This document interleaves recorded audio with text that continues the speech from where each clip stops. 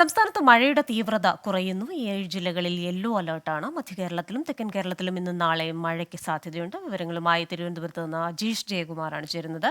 അജീഷ്, സംസ്ഥാനത്ത് മഴയുടെ ഒരു കാഠിന്യം കുറഞ്ഞിട്ടുണ്ട്. പക്ഷേ ആ മഴക്കെടുതി മിക്കയിടങ്ങളിലും അതേപോലെ തുടരുകയാണെന്നാണ് മനസ്സിലാക്കാൻ സാധിക്കുന്നത്. പുതിയ നിർദ്ദേശങ്ങളും ജാഗ്രതാ നിർദ്ദേശങ്ങളും ഒക്കെ എന്തൊക്കെയാണ്?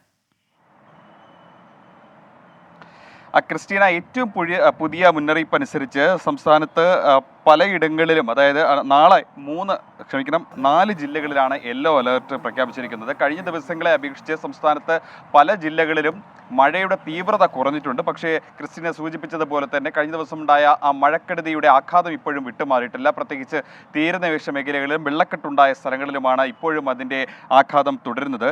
മധ്യ കേരളത്തിലും തെക്കൻ കേരളത്തിലും ഇന്നും നാളെയും ശക്തമായ മഴയ്ക്ക് സാധ്യത എന്ന് മുന്നറിയിപ്പുണ്ട്. തിരുവനന്തപുരം, കൊല്ലം, പത്തനംതിട്ട, ആലപ്പുഴ, കോട്ടയം, എറണാകുളം, ഇടുക്കി ജില്ലകളിലാണ് ഇന്ന് യെല്ലോ അലേർട്ട് നിലനിൽക്കുന്നത്. പത്തനംതിട്ട, ആലപ്പുഴ, കോട്ടയം, എറണാകുളം ജില്ലകളിൽ നാളെ യെല്ലോ മുന്നറിയിപ്പുണ്ട്. മറ്റു ജില്ലകളിലൊക്കെ തന്നെ ഈ കനത്ത മഴ മുന്നറിയിപ്പ് ഇല്ലെങ്കിൽ പോലും ഒറ്റപ്പെട്ട ഇടങ്ങളിൽ മഴ മുന്നറിയിപ്പ് നൽകുന്നുണ്ട്. മഴ പെയ്യുമെന്നുള്ള മുന്നറിയിപ്പ് നൽകുന്നു. എന്തായാലും പലയിടങ്ങളിലും ഇപ്പോൾ മഴക്കെടുതിയുടെ അതിൻ്റെ ഒരു ബാക്കി ഇപ്പോഴും തുടരുകയാണ്. ക്രിസ്റ്റീന, തിരുവനന്തപുരത്ത് നിന്ന് ഏറ്റവും പുതിയ കാലാവസ്ഥാ മുന്നറിയിപ്പുകൾ വിശദീകരിക്കുകയായിരുന്നു അജീഷ് ജയകുമാർ.